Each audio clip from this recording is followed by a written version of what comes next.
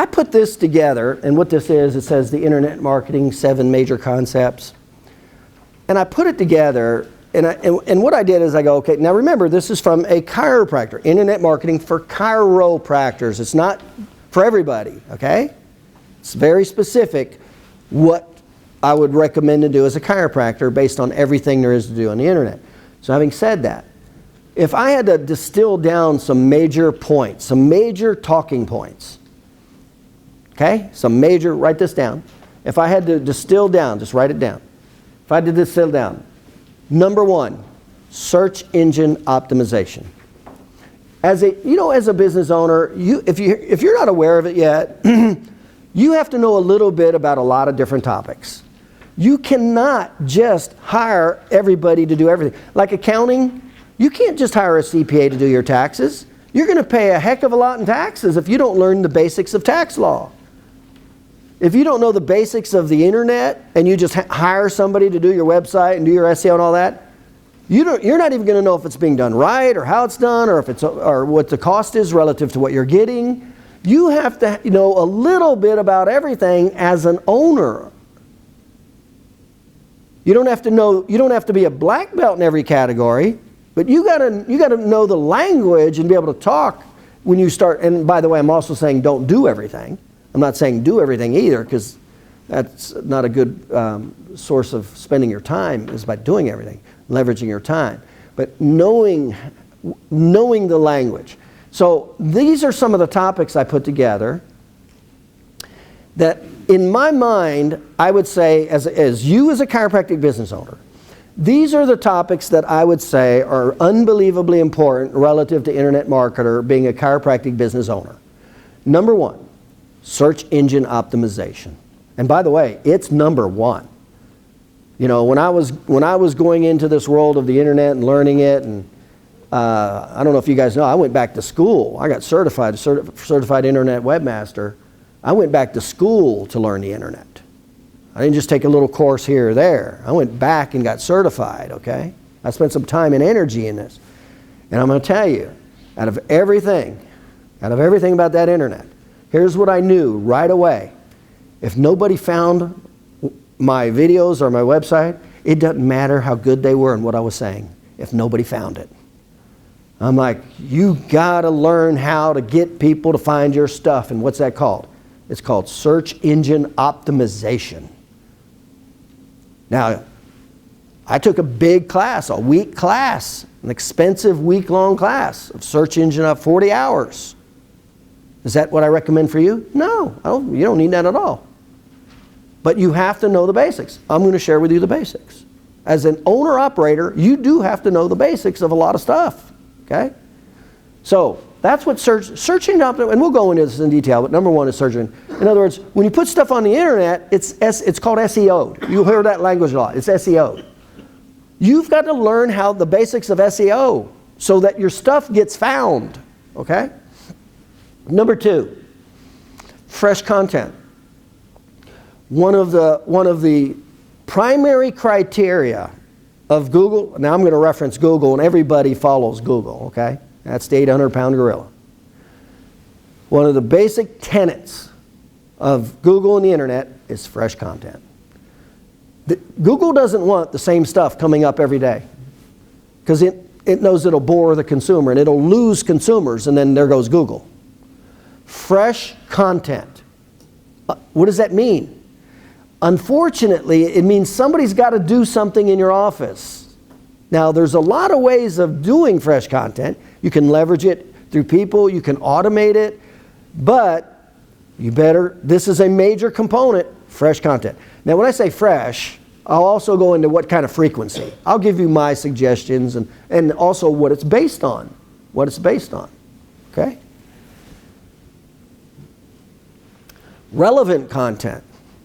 It's not relevant, it's not going to be SEO'd properly, it's not going to attract consumers.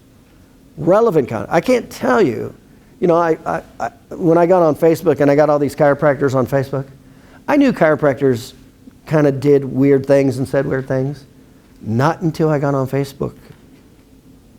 You know, one of the last subjects chiropractors talk about on Facebook? Back pain. Vaccines. asthma, allergy, chemtrails. They talk about things that doesn't put a penny in their pocket and that nobody comes to them to buy. And that's what they are, and they think they're the king of it. They think that they're the PhD of these topics. And you wonder why over 50% of chiropractors go under. And there's only 8% utilization. So, relevant content. We're going to go into what's relevant to your consumer base. Well, if you don't know yet, 84% of all the reasons people go to chiropractors is for back pain, neck pain, headaches. Back pain, neck pain, headaches. 84. Now remember, we're already at 8%.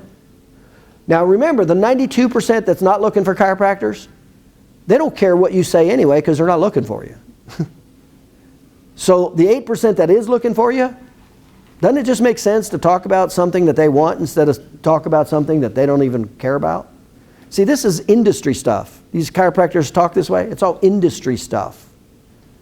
You can't talk about industry stuff. You got to talk about your target market. You got to pay attention to your target market. What do they want? That's how you talk to them. So, relevant content.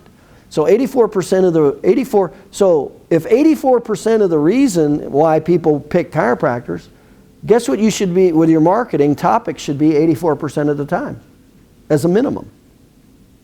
That. Just because you want to sell cherry pies doesn't mean they're going to buy cherry pies from chiropractors. Chiropractors think they can say anything and people will buy it. No. Are you going to buy a motorcycle from a dentist? Is that why you go to a dentist, to buy a motorcycle? He could talk about it all at once. Are you going to go to him to buy a motor? Are you going to look to go to a dentist to buy a motorcycle? Chiropractors don't get this. They think they can talk about anything and people will come and buy it. No, you can't. It's called a paradigm shift. It creates a huge defensive reaction is what it does. Okay? Quantity of link participation. Quantity. So there's links. Links are the basics of how to get from point A to point B on the internet. Links. The quantity of links becomes important. Quantity. But what's more important than quantity of links is quality of links. Quality of links. We're going to pay attention to both. Quality and quantity. Quality and quantity. Here's what it says. Google is like a big popularity. It's just like in high school and it's a popularity contest. That's what Google is. The more quality and quantity, in other words, the more popular you are, and popularity on internet is transmitted into quality links and quantity links. Okay? So you're in high school and you're popular, right? That's quantity. Well, not everybody in high school is the same quality, right? Got different quality. You got druggers over here, brainiacs over here, the sports people here, the band people here, the wrestlers here. You got different types of quality. Okay? Well, it's the same with the internet. There's different types of quality on the internet. So it's quality and quantity with links. In other words, those are relationships. And the more of those that you have, Google's starting to see you as an authority. They're starting to see you as the popular kid in school. Does this make sense? So we're going to pay a lot of attention to that. Personal videos. I just tell you, personal videos, if you're not doing personal videos in today's day and time, you're way behind. The good news is it's still arcing up. The vast majority of people still aren't doing personal videos. It's still on the uprise. But personal videos, personal emotional videos, that is unbelievably important. What happened to radio when TV came on board? What happened to radio participation? Went down. Why? It wasn't what we naturally wanted as a consumer. Why? Because 55% of how we communicate is visual, it's not audio. 55% of how we communicate is visual. That's a natural thing. You're not going to change that. That's natural. So when TV came on and we had a visual media, it naturally fit with how we naturally want to communicate. So that's why videos are so big. It's a natural phenomenon. It has to do with natural, that's all. So personal, not just videos, Personal videos. Personal videos. Personal. Why? What's so important about the personal part? Trust. Trust. How important is that trust? They can see you. They can look at you. They can make judgment. Now, it's not good if you do some negative things in your video, whether visually or verbally. You know, we'll point out some things that you definitely should not be doing with your business. You know, a real common one visually is to look bad, is to, you know, come on with a sports shirt on, or so many chiropractors, I say this all the time, chiropractors are probably the most underdressed profession. You know, just unbelievably how bad chiropractors dress. And that's why I say when you're gonna have a video that's gonna go out in the world to people in your target market, they have certain expectations of what they expect of a doctor. And so that's why there's a bare minimum of dress and decor that I recommend. There's some things I just would not be doing. I see some things on Facebook that I cringe at. I'm like, man, I see just how they look, not even what they say. I'm like, man, I wouldn't want to send my family members there. Just their personal hygiene. You know, I remember looking at one picture and they were promoting new patients, and I'm like, it didn't even look like the guy didn't even have his hair cut, and it didn't even look like he showered in the last week. Just personal hygiene. But we're not supposed to talk about that stuff, are we? We're supposed to be politically correct and everybody's equal and the same, right? No, it's not. That's not reality. So, and then follow-up. Follow-up is unbelievably important, because what is a natural byproduct of multiple contacts? Remember, there's 4 categories in marketing we're going to be paying attention to a lot. Trust, confidence, defenses, and resistance. Those are the 4 categories we're going to be paying attention to a lot. What's the natural byproduct with multiple contacts if you don't do anything weird? What's the natural byproduct with trust? Goes up. Defenses goes down. Confidence goes up. Trust goes up. Those are all natural byproducts that happen as long as you don't do something weird. Okay? So follow-up, how many contacts you have with somebody becomes very important. As an example, in advertising, you'll increase your advertising rate if you just hit your target market 3 times. 3 times. You'll increase it 50%. 50%. One of the examples I like to use in the seminars, a lot of you guys found out about me because you got on the internet and Googled. You Googled keywords. That's called SEO. Okay? Well, I created videos, and I SEO'd those videos, so when you Googled those words, my videos came up. See, that wasn't an accident. Then when it came up, I said the right thing. I didn't talk about selling you motorcycles as a chiropractor. I talked about what you were looking for relative to that keyword. Now, did you immediately pick up the phone on the first video, call me and buy all my stuff and spend a lot of time and money?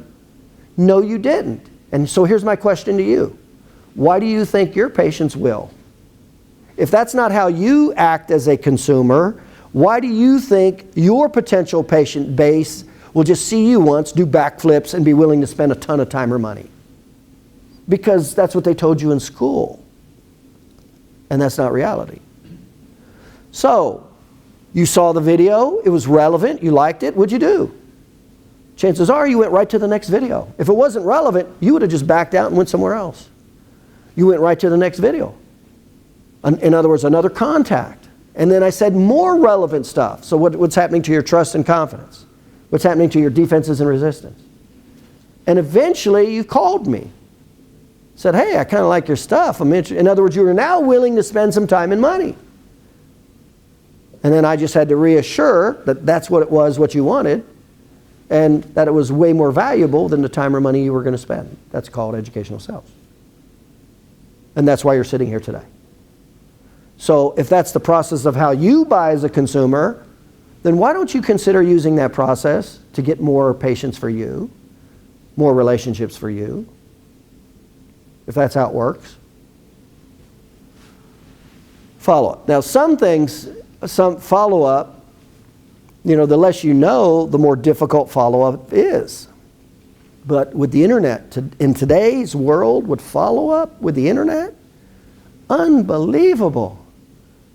I've got lists of people who've signed up for my stuff, and they get automated material. I'm sitting here right now, and there's probably automated videos going out to people who signed up for my stuff right now.